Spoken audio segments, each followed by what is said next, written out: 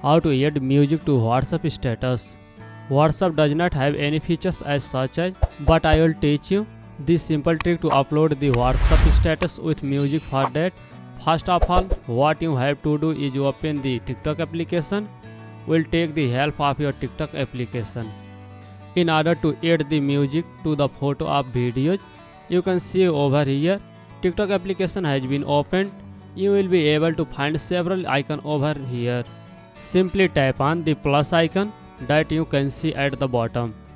Now you can see over here, you will be led to this kind of interface. From here you will able to upload the photo or video.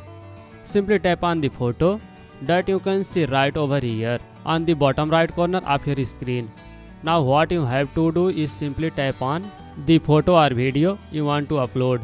After you select the photo or video, simply tap on the next option that you can see on the screen. Now you can see over here, you will be led to this kind of interface. Now in TikTok you will be able to add the music. Simply tap on the option to add the music that you can see at the top. Now from here you will able to add the music. Simply tap on the music you want to add. After that, go back. Now what you have to do is save this video. For that, what you have to do is tap on the share icon that you can see right below the gear icon. Now you can see over here, you will be able to save with watermark.